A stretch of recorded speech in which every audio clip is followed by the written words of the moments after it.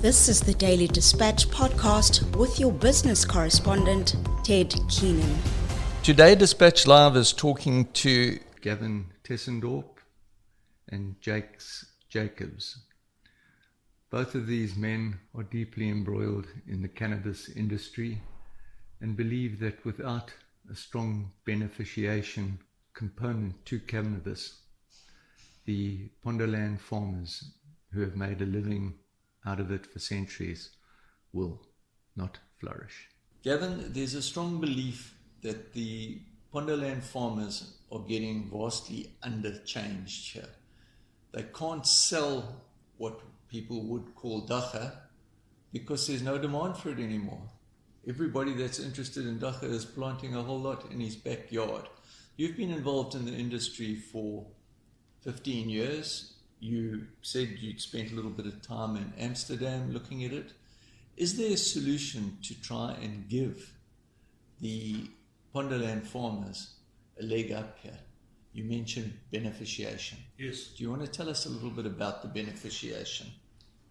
Well, the easiest and best option for the Pondoland people, because they do feel that they're actually being forgotten at the moment, and they have been forgotten because all the corporates, it's going to cost you about between 3 and 6 million rand for a licensed cannabis facility, which is predominantly been bought out by the Canadians or the Spaniards. For local government to manage the micro grow operations in Pondoland or Transkei would be to do the extraction facilities up there as well and get them to micromanage, either appoint the headman to manage his 10 to 15 little growers and upskill and educate those people as to the genetics of the plant, the extraction facilities, because the money is in the extraction and exporting the stuff to the rest of the world. That's where the money is at. That's exactly what's happening now with the formal licenses. They're extracting here and exporting to the whole globe. So the Pondo people, the reason why is that, number one, is that you cannot find an original landrace, Pondo landrace, Transkei Gold, call it what you want, you cannot find it because it's been outbred, it's been cross-pollinated by a stuff what they call cheese. So that's where the demand is. The problem is that everybody is growing a bit of cannabis at home. You're allowed 6 plants in your personal capacity. You can't sell them, obviously, but people are growing and swapping with their friends. So there's no commercial need anymore.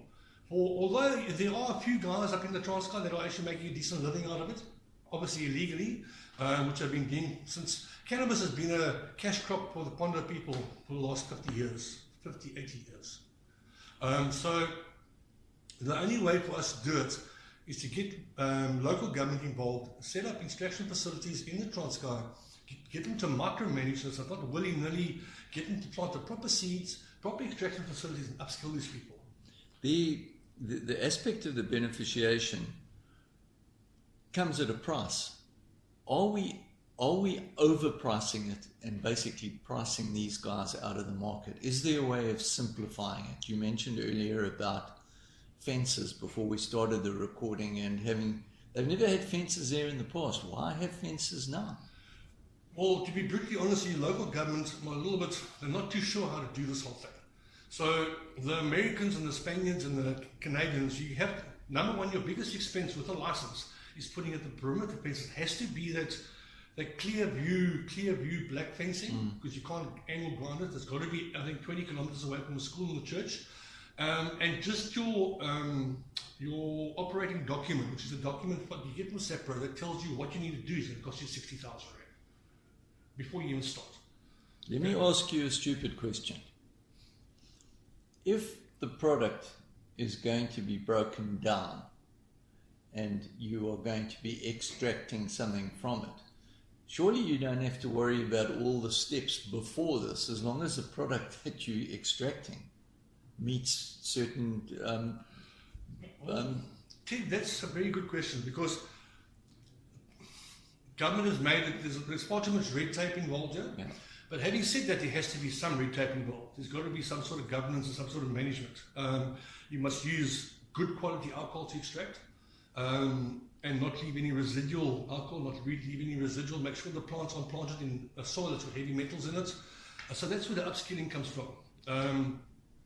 And advising these people, and you don't have to grow in a secure environment, but I think local government or national government doesn't know what to do properly. We have advised them accordingly, but they know they need to do something, and it will happen. Like I think there's 32 states in the States, in the US that are legal at the moment, but it's got to be under controlled environment. You can't have everybody willy-nilly doing extractions. Number one, you've got alcohol involved, which is a flammable and a dangerous liquid to work with, and you must do it properly. So there's a board up in Pretoria called NAFS, which is a certifying agency, which all of our products go through NAFS and they get certified, tell us exactly THCs in there, CBD, CBG, CBGM, what percentages are in that product. So yeah, it's not difficult. For me, I can't understand why it's taken so long, because it's a plant that it can literally eradicate poverty quickly, and upskill lots of micro groups instead of upskilling and making wealthy business people and corporates more wealthy, where we can actually share their income and let the people in Pondoland, Transkei, wherever, micromanage and grow their 50 plants or 100 plants or 10 plants and take it to a cooperative, take it to a central place where they can get money for it and they can extract there. Well, that's really your downstream benefit of this, isn't it? So that you can take what is quite a bulky product, reduce it to only the things that you actually need out of it. That's it. Please, just for our listeners' benefit, explain the difference between what makes you high and what makes you relax. Because apparently it's two different things. It's two vastly different things. In the cannabis plant, you've got cannabinoids. I can run off a whole list of cannabinoids, but your two predominant cannabinoids would be THC, tetrahydrocannabinoid, and CBD, which is cannabinoidal. It's a yin-yang sort of thing on the plant. THC will make you high. On the medicinal side, THC is the one that will fight cancer and pain. We like to call THC the doctor.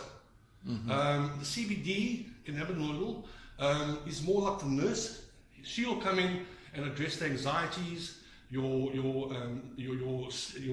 sleep aiding, and that sort of stuff. And predominantly is anti-inflammatory based. So you're not going to take a bit of CBD tonight and your inflammation will go. It's a preventive measure instead of a cure. And to be brutally honest, the big pharmacy don't want people to be well. They want us to be sick. So that's just my point of view. Sorry. So, it's all about money. Unfortunately, the business was all about money, and sick people make money. And hemp has been around for, they used to make ship sails out of hemp.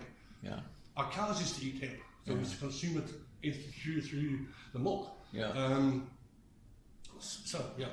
Okay, thank you for that explanation. Now, let's get on to the fun side.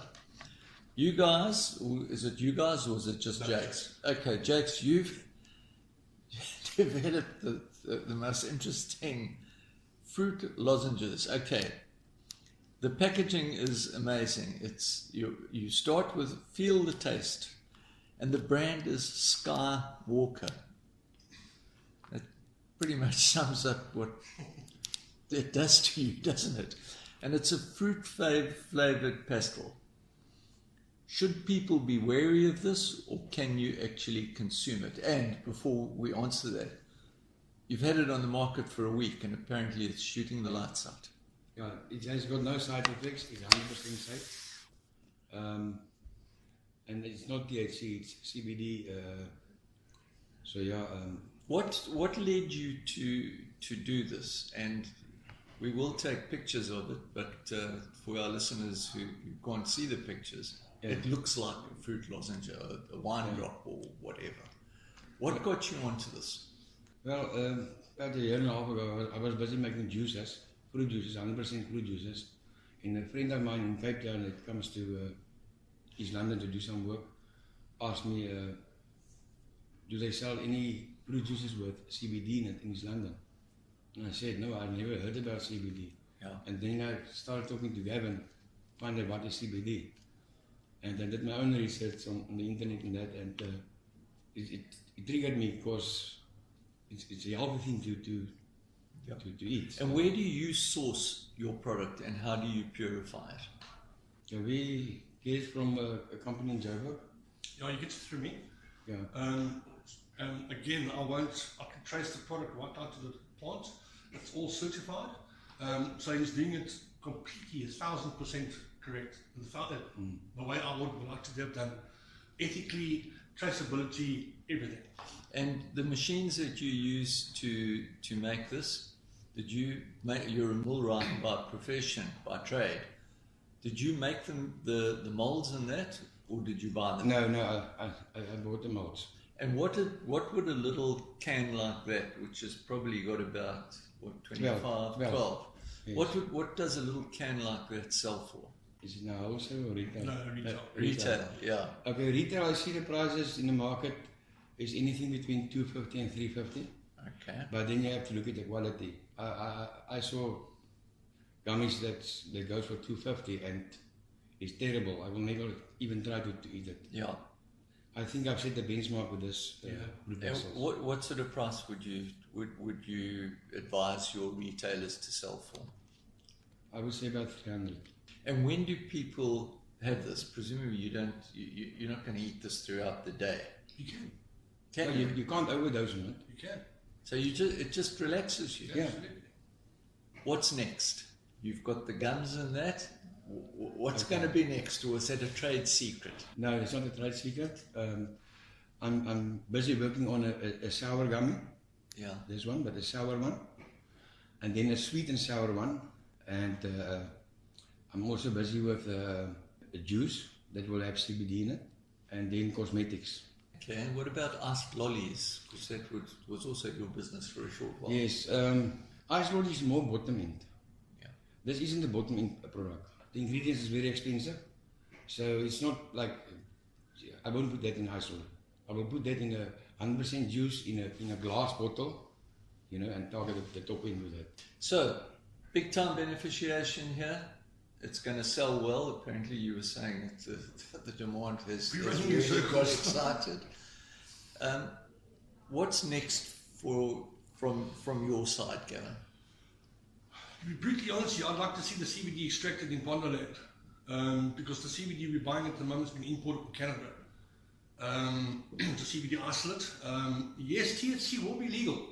It's a matter of, it could be a year, it could be a month, it could be 3 years. But that's the international trend. So I foresee us getting CBD and eventually THC and the full spectrum FECO products extracted locally, ethically and traceable, and with traceability out of the Transkei or wherever.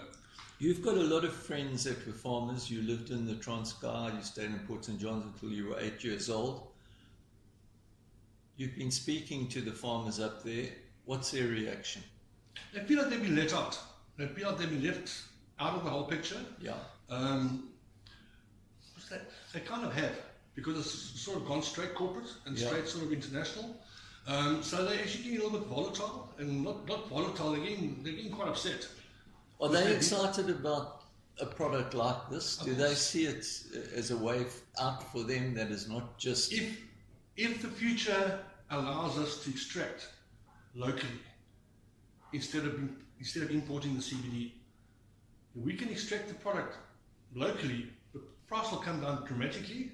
This price will come down of the medibles, and it's a win-win situation for everybody. We're keeping all the money in South Africa. Yeah. Upliftments of poor communities. Do you know much about the extraction process? Yeah, Is it pretty much? Is it quite simple? It's simple. It's simple. It's very simple. So these poor guys in Pondoland Just are need to be getting shown ripped what to do. off. Yeah, they need to be just upskilled and educated. Well, good luck with the jubes or whatever we're going to call them. You'll enjoy them. They're really just like once you have one, you want another one, and you cannot overdose them. Yeah. I'm going to pass on that, but thank you anyway. I just want to mention one thing. Yes, sure. Gavin is doing the marketing for me, and the one very good thing about it is that people they don't just buy it. Gavin gives them all the information. They ask questions. It's not just there's a then that's the price. Go with it. He explained to them all of the benefits and everything. Jakes, Gavin, thank you very much for talking to Dispatch Live. Pleasure. Thanks a lot.